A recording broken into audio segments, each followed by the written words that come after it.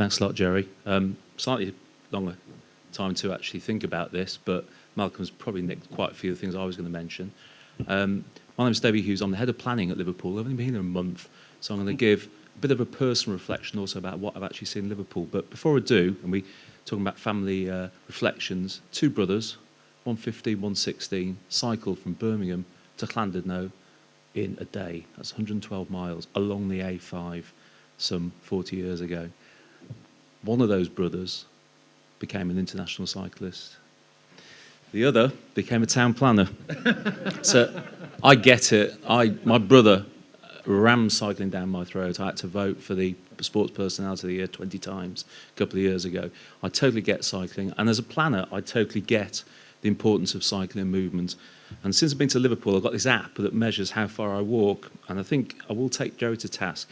Liverpool does not need to beat itself up about movement. The city centre, I find, and I've worked in a number across the country, is one of the most legible and also easiest cities to move through as a pedestrian.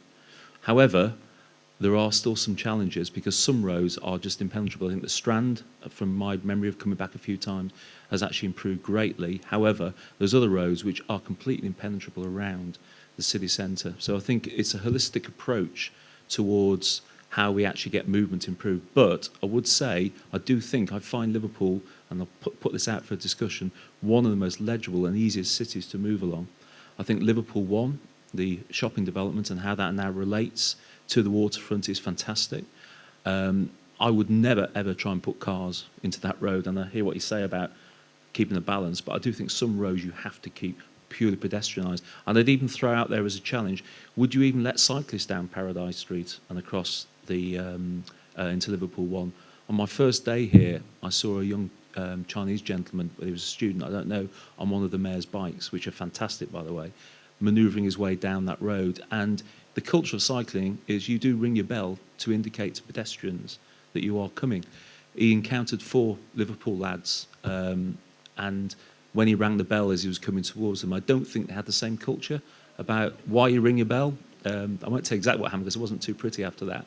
But there's a lot of cultural issues as well about cycling and movement that Liverpool need to address. Just to finish off very quickly, on the local plan, I think this now is the opportunity for Liverpool to be thinking about the next 15 years. And planners get it, but planners have to reconcile all the other competing requirements that go into a plan, whether they be business, financial,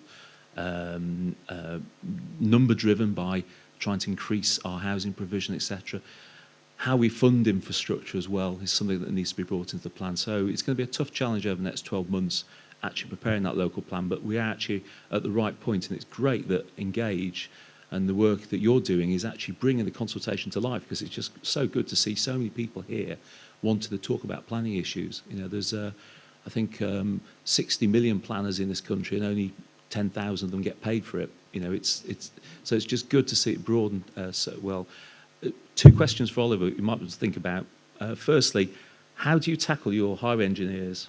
Because some of the things I've seen on design, I have travelled a lot, I've been to Copenhagen, I've been to a lot of European cities. You need to tell us a trick about how you get your highway engineers to think out the box in terms of design on the street.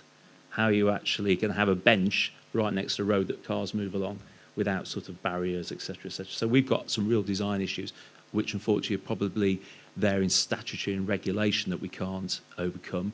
But I do think it's how you challenge the engineers to think out the box and actually maybe think being flexible. And I'm sure other people on the table might comment on that. And the other one, finally, about leadership is you do need to lead from the front. From the month I've been here, I'm very impressed with the leadership, obviously from the cabinet and from the mayor. But I think if you found our mayor going on a bike, he would lead from the front and he'd put a helmet on, because I'm afraid your Crown Prince didn't have a helmet on. And to me, that is not good leadership. Sorry. Thank you. Okay.